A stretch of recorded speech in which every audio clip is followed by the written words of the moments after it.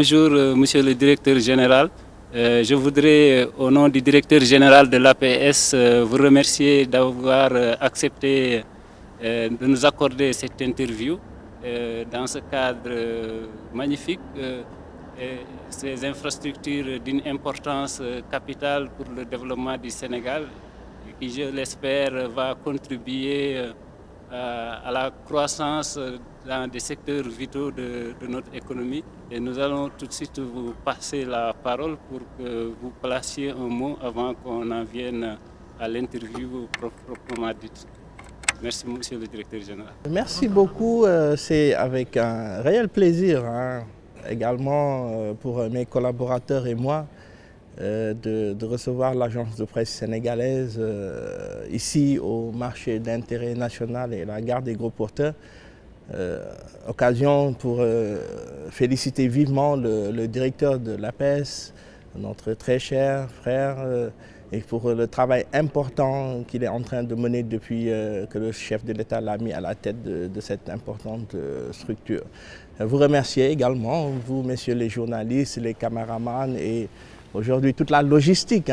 Peut-être c'est nous qui sommes la face visible, mais il y a énormément de gens qui gravitent autour de cet important plateau.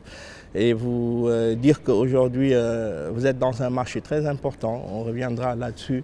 Et à l'issue de cet entretien, j'espère que les gens ils auront encore davantage de visibilité pour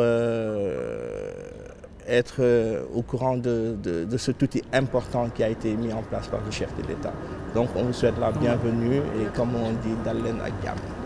Bonjour, monsieur le directeur général.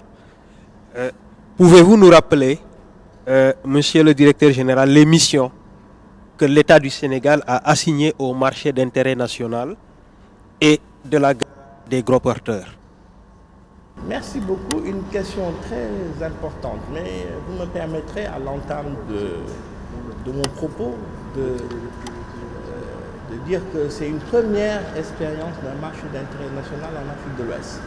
C'est la première fois en Afrique, en tout cas, qu'on a un marché de cette envergure.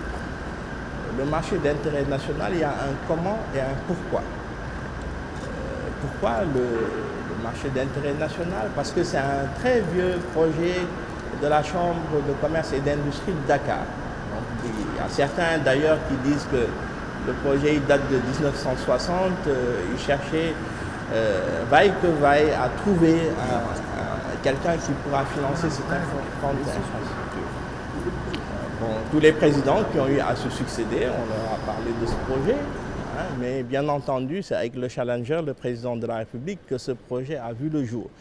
On lui a dit qu'il fallait mettre énormément d'argent, il a demandé le montant, on lui a dit 55 milliards, en tout cas pour une première phase, il fallait investir ce montant, il n'a pas hésité un instant.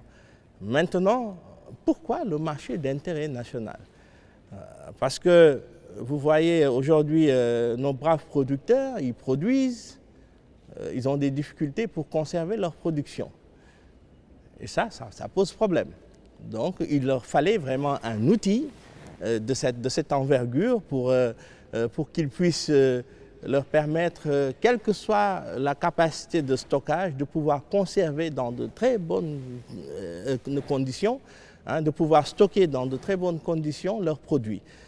Mais pourquoi le marché d'intérêt national? Parce qu'aujourd'hui, hormis les difficultés de stockage, il y a aussi les difficultés de commercialisation des produits.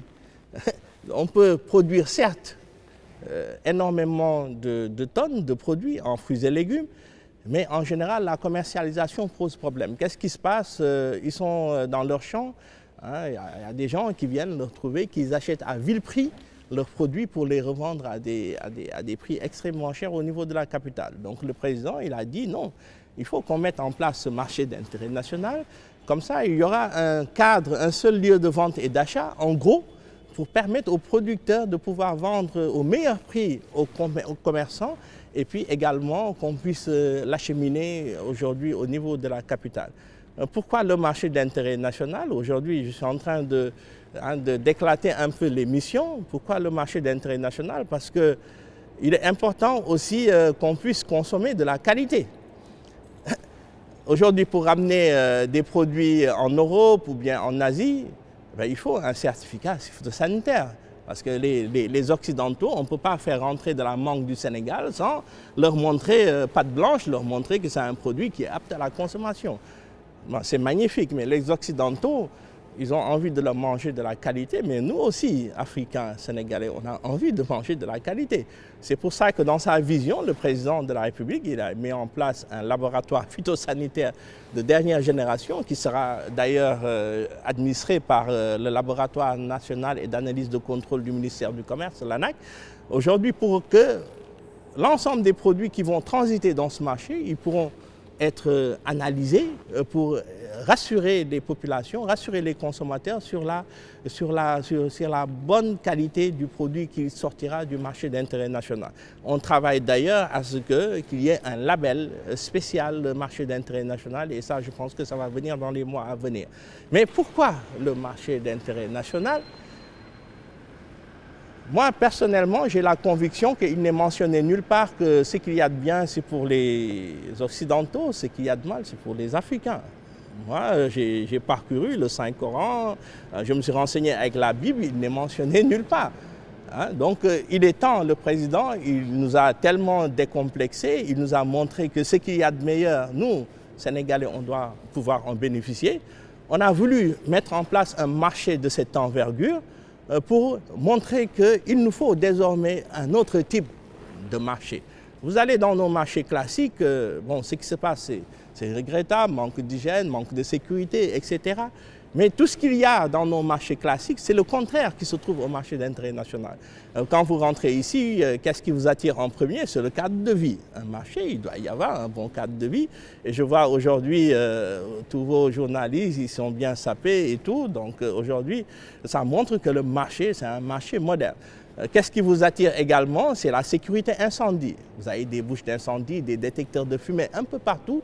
Donc ce qui se passe dans nos marchés avec les incendies, c'est impossible ici au marché d'intérêt national. Qu'est-ce qui vous attire également? C'est la sécurité surveillance. On a plus de 100 caméras de surveillance qui juste au niveau du marché. Aujourd'hui, tout ce qui se passe 24 heures sur 24, on a une visibilité réelle. Qu'est-ce qui vous attire également? C'est un marché qui est sécurisé, un marché fermé, avec des heures d'ouverture, de fermeture. Donc, d'une manière générale, les missions qui nous ont été assignées, c'est de travailler à ce que, aujourd'hui, de pouvoir aider les producteurs à une bonne conservation de leurs produits, travailler également à ce qu'il y ait un cadre de commercialisation et de distribution des produits pour améliorer ces aspects.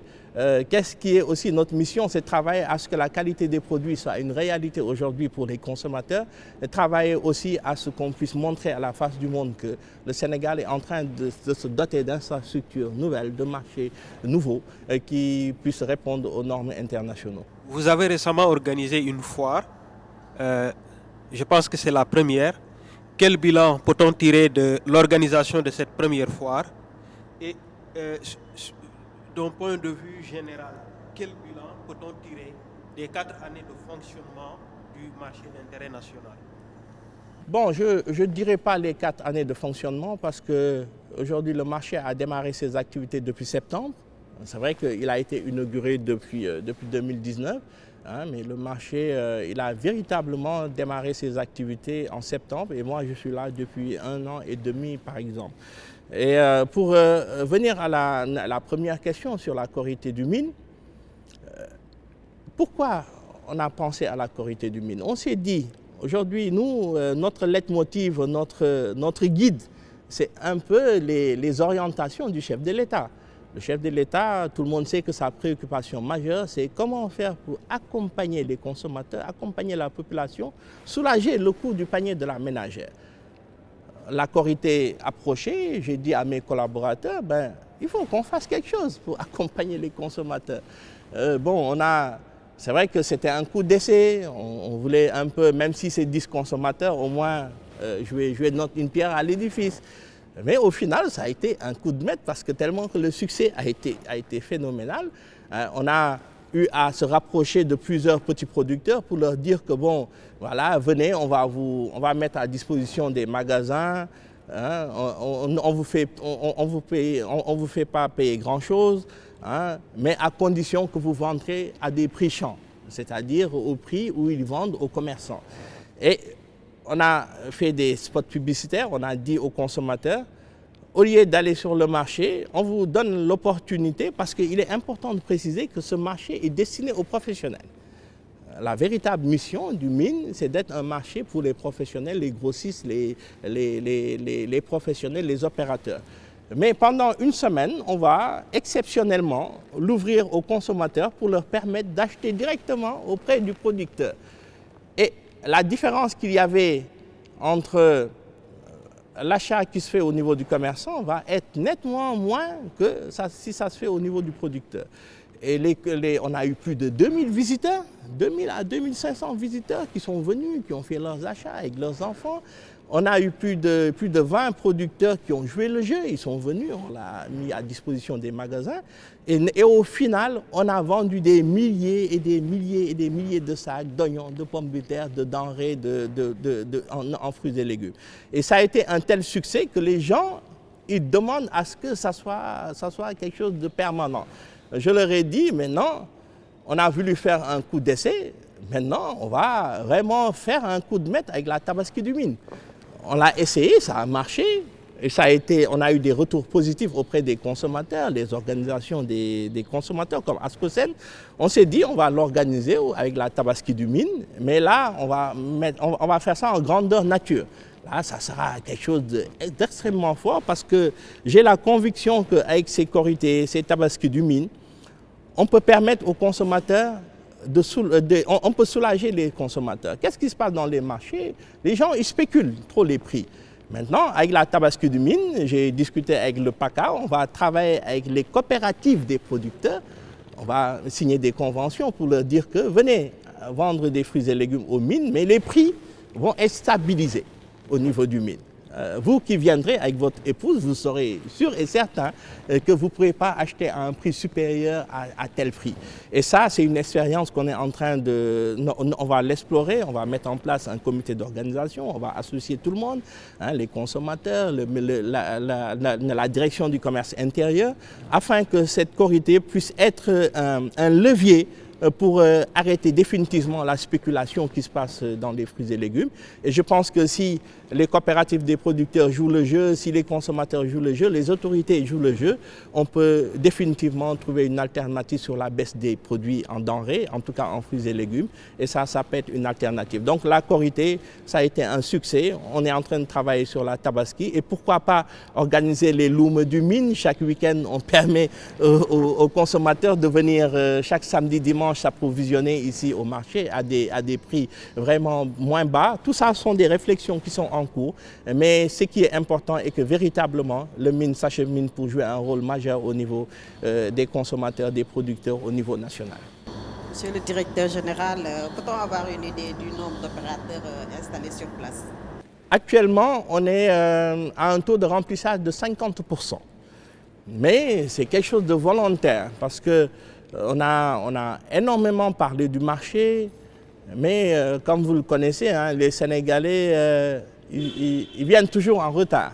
Donc on s'est dit que si on fait remplir le marché à 100%, les producteurs qui viendront en retard, ils n'auront pas de magasins. Et le marché est destiné aux producteurs nationaux, aux commerçants. Donc, qu'est-ce qu'on va faire? On va aller crescendo sur le niveau de remplissage. On avait commencé par 20, on est à 30, on est à 50. Mais aujourd'hui, on a énormément de demandes qui seront étudiées. Hein, parce qu'il y a beaucoup d'étrangers, hein, bien naturellement, qui viennent nous solliciter. Mais moi, je préfère que les marchés, la préférence soit plus nationale que étrangère. Alors, monsieur le directeur général, vous avez évoqué tout à l'heure le succès de la foire Korité des mines. Alors, exactement, comment le marché d'intérêt national participe-t-il à rendre plus accessibles les prix des légumes et fruits? Oui, moi j'ai la ferme conviction que la baisse des denrées dont on parle, le premier véritable levier doit être le marché d'intérêt national. Parce que si tout ce qui se passe, aujourd'hui on parle du grossiste, on parle du détaillant, on va contrôler le détaillant, mais le détaillant il achète où? Chez le grossiste. Donc si à la base on maîtrise tout ce qui est en gros, tout ce qui est gros en fruits et légumes, forcément on a une visibilité réelle sur les prix. Les agents du commerce intérieur, on est en train de recruter 1000 volontaires. On félicite le ministre du Commerce d'ailleurs pour ce travail important qu'il est en train de faire. Mais si on leur permet de réduire leur champ de contrôle, par exemple, on s'est dit que désormais, dans tout ce qui est sur la région de Dakar ou bien à 110 km autour du marché d'intérêt national, on ne peut plus faire du gros. Maintenant, le gros, ça se passe aux mines. Les camions, quand ils rentrent, déjà, on a une visibilité sur nos statistiques, parce que tout le monde sait qu'en général, ça pose problème. Mais si tout se passe par le marché, tout sort par le marché, on peut, avec le pont bascule qui est à disposition, on peut avoir une visibilité sur les statistiques. Et aujourd'hui, qu'est-ce qui permet de jouer un rôle sur les prix également? Et que si tout le gros se passe ici, les agents du commerce intérieur, ils peuvent avoir une visibilité très claire. On peut dire, par exemple, l'oignon ne peut pas dépasser tant le sac ou bien la tonne, la pomme de terre, etc. Et à partir de là, forcément, on peut avoir une visibilité plus claire sur les prix qui se fait au niveau de nos marchés. Monsieur le directeur, le marché d'intérêt national dispose-t-il suffisamment d'infrastructures pour accueillir la production nationale? Bon, on ne peut pas accueillir la production nationale. Et aujourd'hui, il est important de rappeler une chose, et que le marché d'intérêt national n'est pas destiné à une conservation de longue durée. Le marché d'intérêt national est un marché d'éclatement à la base. D'éclatement, ça veut dire quoi? Par exemple, si vous allez au marché aux poissons, par exemple, là où j'étais le directeur, le marché il ouvre à 3 heures du matin. Mais les produits halieutiques, ils viennent la nuit. Et à 3 heures du matin, on ouvre le marché. Et les dames qui achètent pour aller revendre, ils viennent acheter les produits à 3 heures. Et à 6 heures, ils font éclater là dans les ménages, dans les marchés. Et c'est le même principe qui doit être ici avec le marché. Les produits, ils doivent quitter les zones des Niayes, les sites de production l'après-midi vers la nuit. Et puis à partir de 4 heures du matin, si le marché est ouvert, les gens ils viennent acheter le produit pour aller éclater ça dans les marchés de la capitale. C'est le rôle du marché d'intérêt national. Mais pour l'instant, bon, ce n'est pas trop le cas. Comme je l'ai dit, tant que les mesures réglementaires ne sont pas aujourd'hui mises, on ne peut pas aller vers ça. Mais le rôle premier vraiment du marché, c'est ça. Et je suis sûr qu'aujourd'hui, avec les avancées qu'on est en train de noter, on doit aller vers ça, Inch'Allah. Depuis sa mise en service en septembre dernier, est-ce que le marché a permis de créer un certain nombre d'emplois? Combien par exemple? Oui, tout à fait. Hein. On est en train déjà, au niveau du personnel administratif, il y a énormément d'emplois qui ont été créés. Il y a beaucoup de jeunes. Hein. L'administration du marché, c'est une administration jeune. Hein. La moyenne d'âge varie entre 25 et 30 ans. Et les opérateurs aussi qui travaillent dans le marché,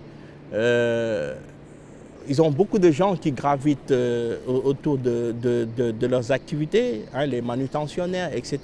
Donc actuellement, plus de 2000 emplois, en tout cas actuels, sont en train de se créer au niveau du marché. Des centaines de milliers d'emplois pourront être créés dans ce marché, parce que c'est un marché vraiment qui peut créer énormément d'emplois directs et indirects, mais encore une fois, tout passera par les mesures réglementaires, faire de ce marché-là un lieu incontournable. Et à partir de là, beaucoup d'emplois pourront être créés et ça ne peut être bénéfique que pour la population. Surtout dans ce contexte actuel où on parle de création d'emplois.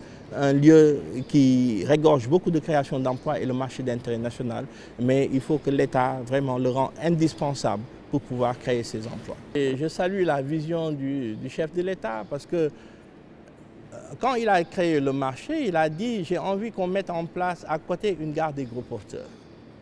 On s'est dit « mais pourquoi ?» Parce que la gare des gros porteurs, l'avantage premier de la gare des gros porteurs est que le marché n'est pas un lieu de stationnement.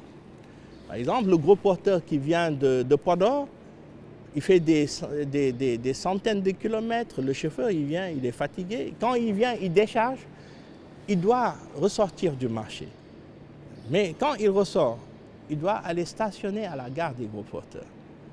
Il y a un atelier de maintenance pour voir si son véhicule vraiment est en état de repartir. Il y a un restaurant, il y a des lieux de prière, il y a des lieux de repos. Donc, et ça, la gare peut permettre aujourd'hui le stationnement anarchique qu'on note un peu partout au niveau de la région de Dakar. La gare des gros porteurs est une réponse réelle par rapport à ça. Mais actuellement, ce qui sert la gare sert de désencombrer le marché d'entrée national. Parce que s'il y a aujourd'hui 2 ou 3, 4 camions qui doivent livrer dans un même magasin, le camion il rentre, mais les autres ils patientent au niveau de la gare. Et une fois que le déchargement se fait et qu'il y ait moins d'espace, les camions ils vont rentrer petit à petit. Mais la gare également, une fois qu'il y aura l'extension, il pourra permettre aujourd'hui aux gros porteurs qui stationnent sur les routes de Diamniadio dans les marchés de pouvoir stationner au niveau des marchés. Il y aura toutes les commodités nécessaires possibles pour permettre aux gros porteurs de stationner, de se reposer, etc. Donc la gare actuellement elle est opérationnelle. Il y a l'atelier de maintenance, il est opérationnel. Il y a EDK également qui est présent au niveau de la gare. Il y a les gros porteurs qui stationnent, mais il faut encore une fois, comme je l'ai dit toujours, des mesures réglementaires parce que si on crée la gare des gros porteurs et qu'on laisse sur la route nationale les gros porteurs stationner n'importe comment, les gens ne viendront jamais au niveau de la gare. Il faut qu'on mette en place des arrêtés pour dire que désormais, les gros porteurs ils doivent stationner à la gare ou bien désormais de telle heure à telle heure, les gros porteurs ils ne doivent pas rentrer dans la capitale, ils stationnent à Diamniadio. Une fois que la capitale se désengorge un peu, les gros porteurs ils pourront rentrer. C'est ça le rôle de la gare. Mais si on met en place des mesures un marché de cette envergure, une gare de cette envergure et qu'il n'y a pas de mesures réglementaires qui les accompagnent, je pense qu'ils ne prendront jamais leur envol. Monsieur le directeur général, nous arrivons au terme de cette interview qui s'est avérée vraiment très fructueuse. Nous avons eu une mine d'informations. Vraiment, vos réponses nous ont beaucoup satisfaits, elles ont été très pertinentes. Ça a été très, très, très, très bien. Aujourd'hui, j'ai eu en face de moi des journalistes qualifiés de haut niveau, des questions très pertinentes. Je tiens à remercier encore une fois votre directeur aujourd'hui pour le travail qu'il est en train d'accompagner avec ses collaborateurs. Remercier mes collaborateurs qui sans eux, moi je pense que c'est eux qui font le gros du travail. Moi, je suis la face visible de la CEMIC, mais il y a beaucoup de gens. Remercier le ministre du Commerce, mais remercier également le président de mon conseil d'administration, qui est le président de la Chambre de commerce de Dakar, pour son soutien permanent et dire aux gens que le marché est là. Le marché, il appartient aux producteurs. Le marché, il appartient aux consommateurs. Le marché, il appartient aux commerçants. Si les gens ne s'approprient pas pleinement ce marché-là, ce marché ne pourra jamais jouer pleinement son rôle. Le chef de l'État, ce qu'il devait faire, il l'a fait. Il a investi beaucoup d'argent. Il a créé un marché qui est une première en Afrique de l'Ouest. Maintenant, c'est à nous de travailler à ce que ce marché puisse jouer pleinement son rôle et lancer encore une fois un message aux autorités pour nous accompagner dans les mesures réglementaires, nous accompagner également avec une route d'accès vraiment de qualité afin qu'on puisse définitivement jouer pleinement nos rôles et remercier vraiment tout le monde et on se donne rendez-vous très prochainement.